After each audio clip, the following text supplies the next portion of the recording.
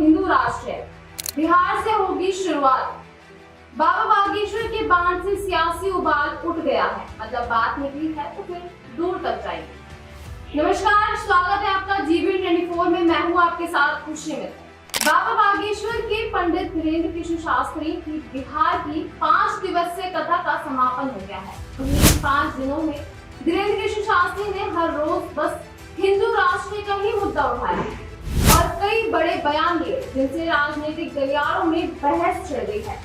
बता दें कि बिहार में इस साल के आखिरी में विधानसभा चुनाव होने हैं। वहीं एनडीए और इंडिया गठबंधन अभी से इसकी तैयारी में लगे हुए हैं। इस बीच बाबा बागेश्वर पंडित धीरेन्द्र कृष्ण शास्त्री ने हाल ही में बिहार में जो कथा की है, वह इंडिया गठबंधन के साथ साथ एनडीए गठबंधन के दल जेडीयू के भी धड़कने बढ़ाने वाली है। दरअसल जिस बिहार की राजनीति की तासीर हमेशा से जाती रही है, उसे हिंदुत्व की ओर मोड़ने की पुरजोर कोशिश चल रही है।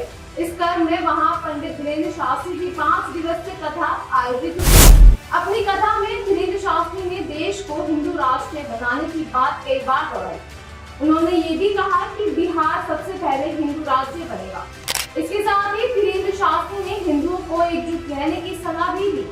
बता दें कि बिहार में बाबा बागेश्वर की कथा का समापन तो हो चुका है, लेकिन इसके साथ ही ये भी साफ हो चुका है कि बीजेपी इस बार बिहार चुनाव को जातिवाद से दूर रहकर हिंदुत्व की पिच पर खेलना चाहती है। यही कारण है कि बिहार में चुनावी साल में धीरेन्द्र शास्त्री की कथा हो और हर दिन बीजेपी नेता भी उनके दरबार में दिखाई दिए। वहीं बीजेपी विधायकों ने उनकी पद यात्रा में भी साथ चलने की बात की। वहीं दूसरी ओर महागठबंधन ने धीरेन्द्र शास्त्री की इस कथा का विरोध किया और यात्रा पर भी सवाल खड़े किए। दरअसल आपको बता दें कि महागठबंधन की कोशिश है कि ये चुनाव जाति के पिच पर ही बना रहे, क्योंकि अगर हिंदुत्व की लहर चल पड़ी तो एक बार फिर बीजेपी बाजी मार जाएगी। यही कारण है कि आरजेडी ने धीरेन्द्र शास्त्री की कथा में भी जातिवाद की बात निकाल दी। आरजेडी विधायक प्रेम शंकर यादव ने कहा, बाबा बागेश्वर ने तमाम नेताओं से मुलाकात और बिहार सरकार ने मंत्री दलित समाज से आने वाले सुनील कुमार को 4 घंटे का इंतजार कराया, फिर भी मिलने नहीं दिया गया। आरजेडी के विधायक ने बाबा पर दलित विरोधी होने का आरोप लगाया, तो जवाब देने खुद मंत्री जी सामने आए। बिहार सरकार के मंत्री सुनील कुमार ने कहा, हमारे क्षेत्र में बाबा बागेश्वर आए थे, हमें जो समय दिया गया था उसी समय पर पहुंचे थे। उसके तुरंत बाद एनडीए की बैठक थी, उसमें कार्यकर्ता और नेता आने वाले थे। बाबा व्यस्त थे तो मुलाकात नहीं हो पाई। साथ ही जेडीयू में भी बाबा का विरोध हो रहा है। बाबा पर सत्ताधारी गठबंधन में एक राय नहीं, जेडीयू नेता भी उनका विरोध कर रहे हैं।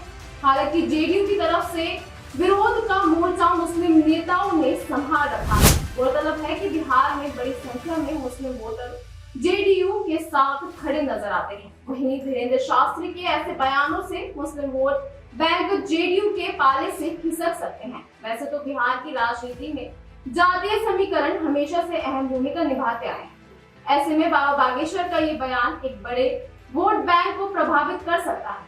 राजनीतिक विश्लेषकों का मानना है कि उनका ये आह्वान हिंदू समुदाय के भीतर एकजुटता को बढ़ावा दे सकता है, जिसका असर आने वाले चुनावों पर देखने को मिल सकता है।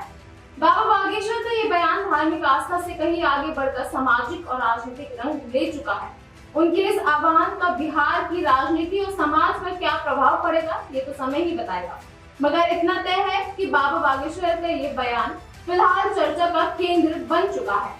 अभी के लिए इतना ही। ऐसी और तमाम खबरों के लिए देखते रहें जीबीएन 24।